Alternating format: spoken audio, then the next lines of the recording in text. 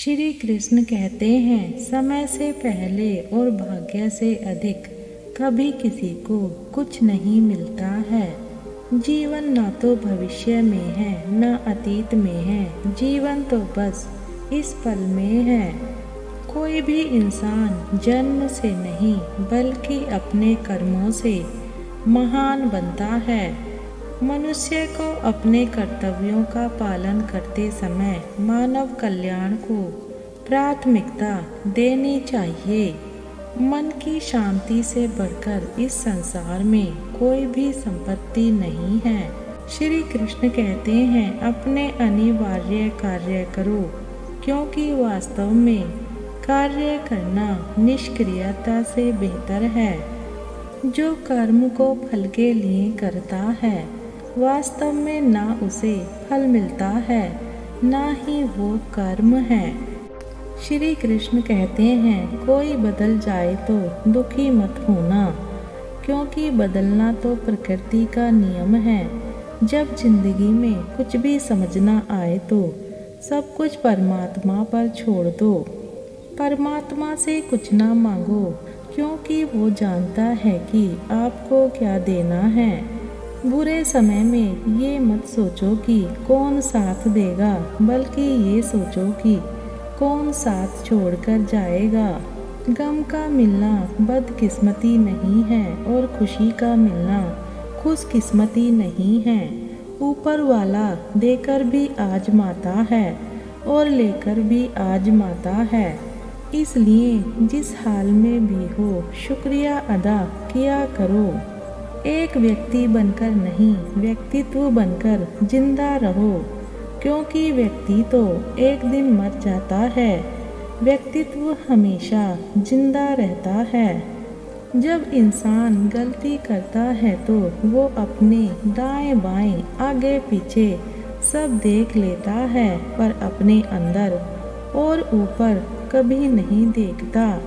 कृपा के मामले में अपने से कम कृपा वाले को देखो, शुक्रगुजार बन जाओगे। मुसीबत के मामले में अपने से ज़्यादा मुसीबत वाले को देखो, सब्र करने वाले बन जाओगे। जिंदगी तो बस इम्तिहानों का सफ़र है, किसी से लेकर आजमाया जाता है तो किसी को देकर। बस कहीं सब्र का इम्तिहान है तो कहीं शुक्र का।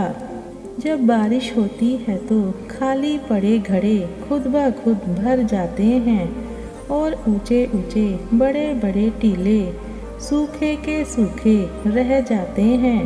अपने आप को खाली रखो, क्योंकि खाली झोली ही भरी जाती है।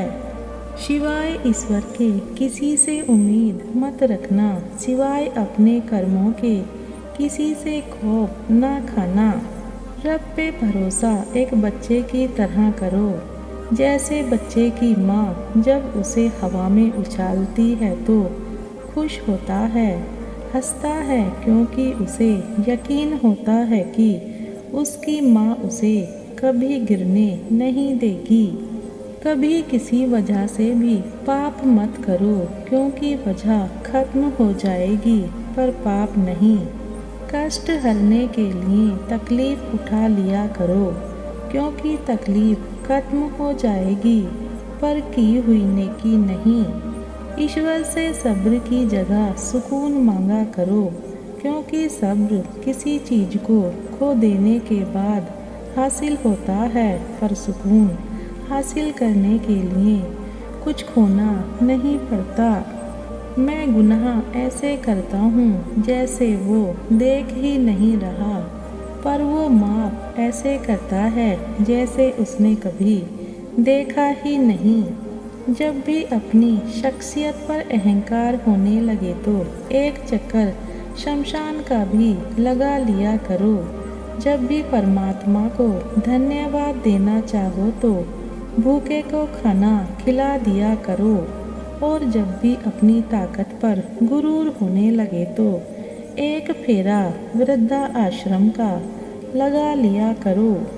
और जब भी आपका सर श्रद्धा से झुका हो तो अपने माँ बाप के पैर दबा दिया करो। इंसान को सबसे पहले धनवान बनने की चाहत होती है, फिर उसमें शोहरत की आस पैदा होती है और फिर उसमें शक्ति की लालसा जागती है और अंत में वो शांति की तलाश में मिट्टी में मिल जाता है। वक्त को पैदा करने वाले वक्त थोड़ा देकर तो देखो, तुम्हारा वक्त ही बदल जाएगा। कुछ वक्त तन्हा में बैठा करो, आपको अपने सवालों के जवाब खुद ब खुद मिलने लगेंगे। जिंदगी एक हसीन किताब है, पर ये तो ज़रूरी नहीं कि इस किताब के सारे पन्ने हसीन हों, हमारे हिसाब से हों। अगर कोई ऐसा पन्ना आ जाए जिसमें राहत ही ना हो, सुकून ना हो, शांति ही ना हो, तो सब्र करना।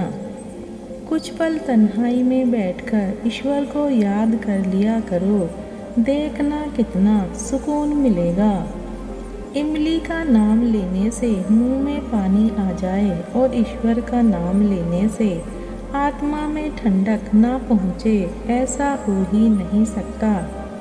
जिस दिन आपको अपना मूल्य खुद पता चल जाएगा, उस दिन के बाद आपको किसी के द्वारा की गई प्रशंसा और निंदा से कोई फर्क नहीं पड़ेगा। उस दिन के बाद आप हमेशा खुश रहना सीख जाओगे। वीडियो को अंत तक देखने के लिए धन्यवाद।